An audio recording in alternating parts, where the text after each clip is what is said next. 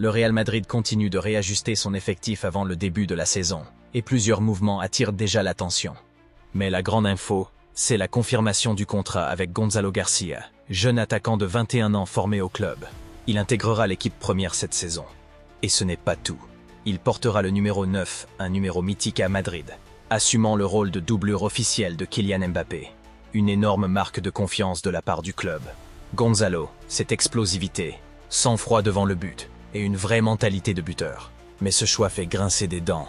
Du côté d'Endrick Felipe, la pépite brésilienne récemment arrivée. Selon certaines sources, Endrick serait frustré par la hiérarchie offensive établie. On lui aurait même suggéré un prêt ou une prolongation avec moins de garanties sportives.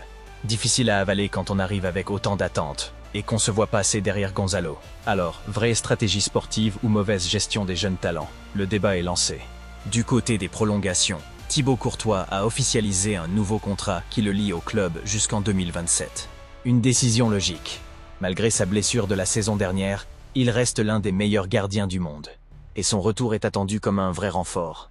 Mais tous les dossiers ne progressent pas aussi bien. Vinicius Junior, véritable pilier de l'attaque madrilène, n'a toujours pas trouvé d'accord pour une prolongation. Plusieurs voix, comme celle de Rafa Alcorta, ancien du club, commencent à s'inquiéter.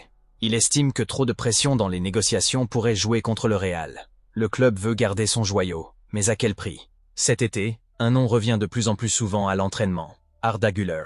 Le jeune prodige turc a intensifié sa préparation, physiquement et mentalement. Après une saison marquée par les blessures, il semble prêt à prendre enfin sa place dans la rotation. Et attention, le staff voit en lui une vraie pépite. Qualité de frappe, vision du jeu, imprévisibilité. Güler pourrait bien être la révélation surprise de la saison.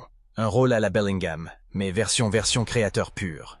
Mais malgré tout ce talent offensif, le milieu de terrain reste une priorité stratégique pour le club. L'effectif est solide, oui, mais la profondeur manque, surtout si les blessures s'accumulent. Selon plusieurs sources proches du club, le Real Madrid pourrait encore tenter un coup de dernière minute, ou attendre janvier pour ajuster l'équilibre du milieu. Tout va dépendre de l'évolution de certains profils, et des opportunités de marché. Une chose est sûre, avec un calendrier ultra chargé entre la Liga, la Ligue des Champions et les compétitions internationales, la gestion de l'effectif va être cruciale cette saison. Et le Real n'a pas l'intention de se faire surprendre. Le mercato s'emballe pour les Red Devils et un gros coup est peut-être en route.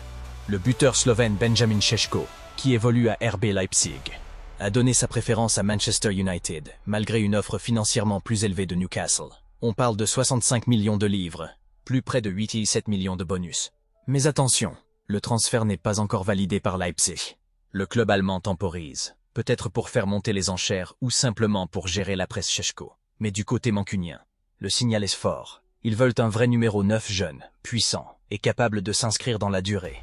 Pendant ce temps, Chelsea garde un œil sur Alejandro Garnacho. L'ailier argentin, très prometteur, pourrait être vendu pour environ 50 millions de livres, afin de financer d'autres arrivées.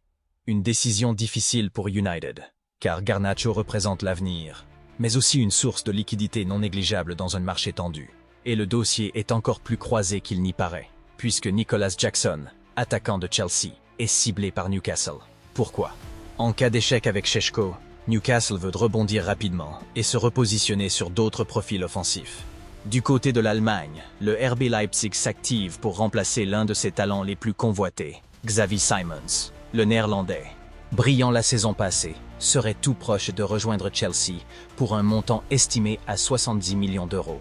Et selon les dernières infos, un accord personnel aurait déjà été trouvé entre le joueur et les Blues. Mais attention, rien n'est encore acté. Chelsea n'a pas encore transmis d'offre officielle. Leipzig temporise, mais se prépare déjà à un départ. Et justement, le nom de Harvey Elliott circule avec insistance pour le remplacer.